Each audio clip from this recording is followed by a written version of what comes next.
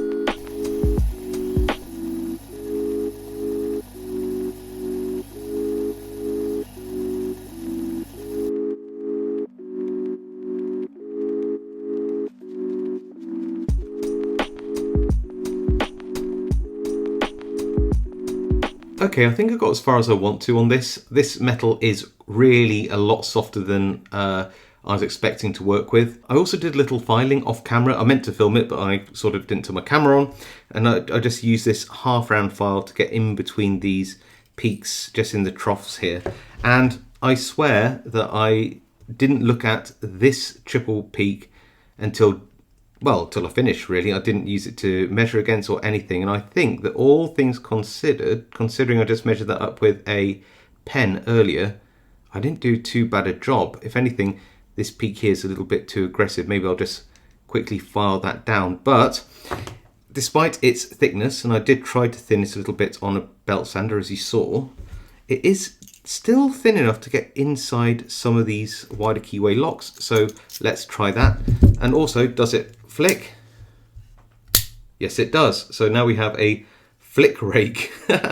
Clearly, if I was going to do this properly, I'd want to use some proper pick steel and copy all of this shape, or maybe get somebody with a laser cutter to help cut some blanks. But I mean, it doesn't sit down on the inside, so it does catch a little bit. So it's not absolutely perfect, but it does flick and it does clip down. It's not perfect, but it is kind of fun. All right, let's test this on a few easy locks to begin with. And this is a Squire, quite a nice lock, but it's relatively easy to rake. Straight in there. I didn't expect that to open as quickly, actually. That was a bonus, I think. I just found out that this rake isn't very good at paracentric keyways, even if it's quite wide open. Maybe a little master lock though. Let's give this a go. Yep, that worked. This federal lock padlock maybe. Let's give this a bit of a go.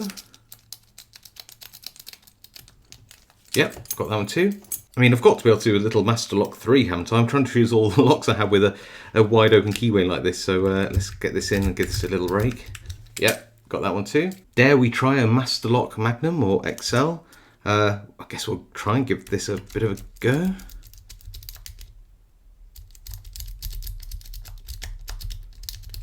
Yep, got that one.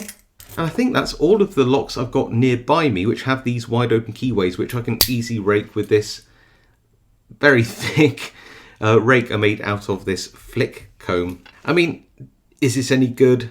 Not really. It was a fun little 5-minute project. Should you do it? Probably not. It's a waste of a tenner.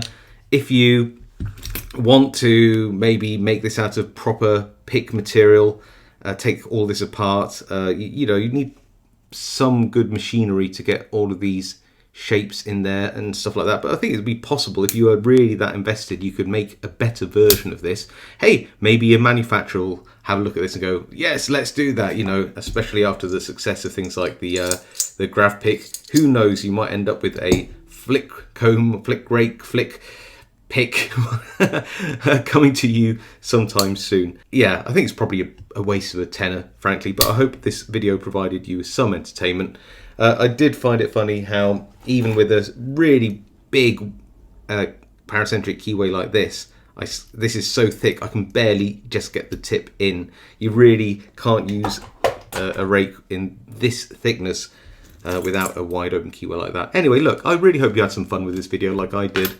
I actually had a lot of fun making this. I haven't been out to the shed for a while to make a little silly project. Do you think you make one of these? Do you think it's a good idea for anybody to make one of these? Let me know in the comments below. I do read them all, and I do reply to as many as I can, and no doubt the comments on this video will probably be pretty hilarious. Do you like these new fidget toy things which are out on the market? Do you like playing with them? Do you like the concept? Let me know. I really am interested to know everybody's thoughts. If you like videos like this, silly little videos, and not only let me know in the comments, but you could subscribe if you think I deserve it. Maybe hit that notification bell, hit that like. It all really helps me out and I really appreciate it. And of course, stay safe, happy picking, and I'll see you all next time.